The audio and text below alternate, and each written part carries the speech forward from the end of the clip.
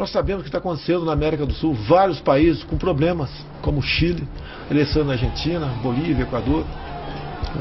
Será que ela quer trazer essa crise sul-americana para dentro do Brasil? Esse é o propósito da Globo. Agora, Globo, por que, Globo, você não divulgou a delação de Palocci, onde ele diz claramente que a sua filial no Rio Grande do Sul pagou propina para o CARF, para se velir de uma multa milionária da sua empresa? Em 1999, a RBS fez uma fusão com a Telefônica para criar um provedor de internet. A sociedade durou apenas 2 meses. Na época, a Receita Federal considerou que o negócio foi fraudulento, apenas com a intenção de sonegar impostos, e, por isso, aplicou uma multa de 500 milhões de reais. Palocci conta que 12 anos depois, já em 2011, quando era ministro da Casa Civil no governo Dilma Rousseff, recebeu no gabinete dele o então presidente da RBS, Nelson Sirotsky, e Paulo Toné de Camargo, vice-presidente de Relações Institucionais do Grupo Globo. Eles explicaram que a multa milionária tinha chegado ao Conselho Administrativo de Recursos Fiscais, o CARF, e a RBS precisava vencer a qualquer custo a questão junto ao Conselho. A dupla teria pedido a ajuda de Palocci para conseguir o perdão da dívida. Palocci disse que poderia ajudar, mas que a empresa também deveria procurar conselheiros do CARF para convencê-los, fazendo um acerto entre a RBS e parte dos conselheiros. Camargo e Sirotsky teriam se comprometido então a pagar propina a integrantes do órgão. No ano passado, o Ministério Público Federal denunciou a RBS na Operação Zelotes, que desmontou um esquema de corrupção no CARF. Segundo os procuradores, a empresa pagou, pelo menos, 2,5 milhões de reais em propinas. Além dos subornos, o ex-ministro disse que começou uma ação governamental para resolver o problema e sugeriu que a Rede Globo entrasse na questão falando diretamente com Dilma Rousseff. Depois disso, a ex-presidente teria dado sinal verde para resolver a questão. Palocci teria procurado então o secretário executivo do Ministério da Fazenda, Nelson Barbosa, para dar a ordem que a multa tinha que ser resolvida de qualquer jeito, porque era uma ordem presidencial. De acordo com Palocci, graças à atuação do governo e o pagamento de propina para os conselheiros, o CARF acabou perdoando a dívida milionária da RBS. A contrapartida para o PT, segundo o ex-ministro, teria sido o apoio dos veículos do grupo a Dilma Rousseff. Palocci destacou que foram diversas intervenções midiáticas realizadas em favor dos interesses do governo. Por que vocês não publicaram, não mostraram agora a questão do Marcos Valério, onde ele conta, narra e diz claramente, diz ele, que o Lula participou, foi um dos mentores da morte de Celso Daniel? A Record TV teve acesso ao depoimento prestado por Marcos Valério à Polícia de Minas Gerais. Valério disse que em reunião com João Paulo Cunha, então presidente da Câmara dos Deputados, tomou conhecimento da profundidade e da extensão das ameaças ao então presidente Lula, ao ministro José Dirceu e a Gilberto Carvalho. O deputado professor Luizinho havia relatado detalhes sobre a morte de Celso Daniel e a existência de um dossiê sobre as arrecadações ilícitas que eram feitas pelo Partido dos Trabalhadores na Prefeitura de Santo André.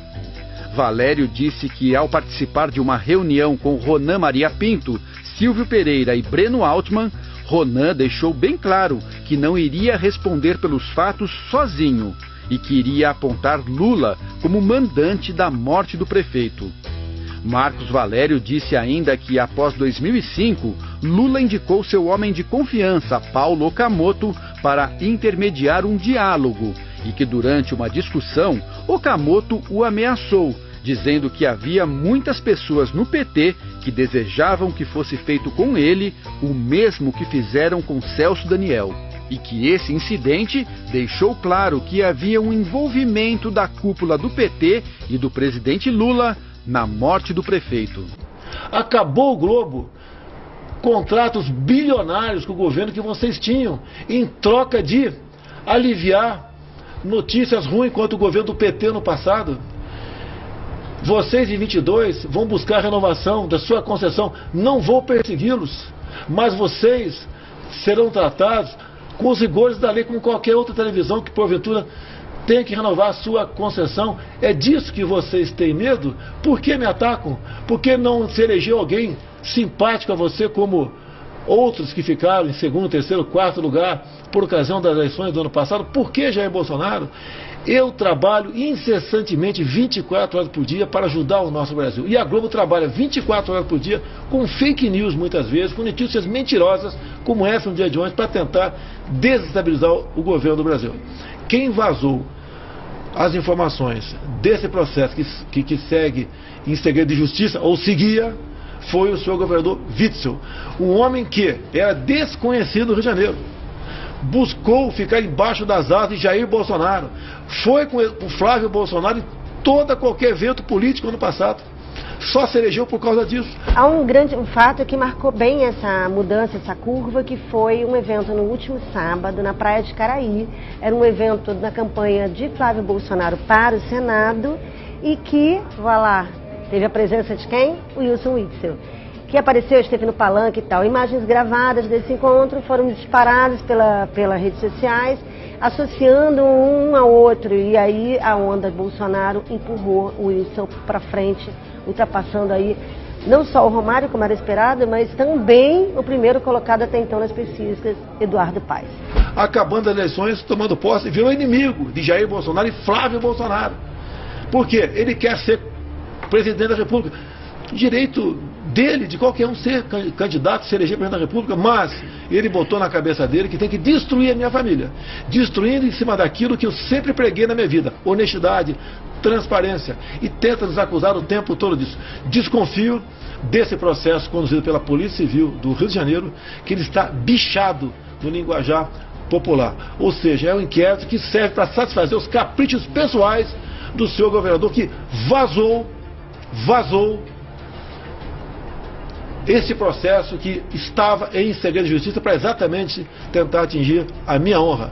Mais uma vez perderam, mas a gente sabe que sempre fica, né, uma parte do estrago contra a gente.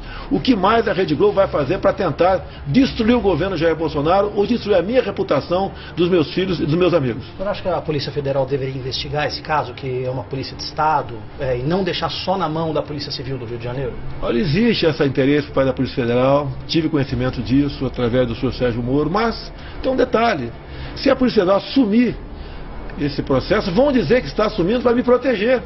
E outra, a Polícia Federal, que eu acredito no trabalho dela, né, ela tem que esclarecer, sei que é difícil, né, mas não é impossível, quem tentou executar Jair Bolsonaro no dia 6 de setembro do ano passado. Então esse problema, que do que depender de mim, fica aí o processo lá no Rio de Janeiro, mas né, os órgãos que podem administrar, possam fazer um trabalho de conter os excessos, né, como o Ministério Público, com o próprio Ministério Público, tem que investigar esse delegado e ter acesso ao processo e ver ali as barbaridades que estão sendo colocadas no papel para prejudicar a mim, ao presidente, aos meus filhos, meus parentes e amigos que estão ao meu lado.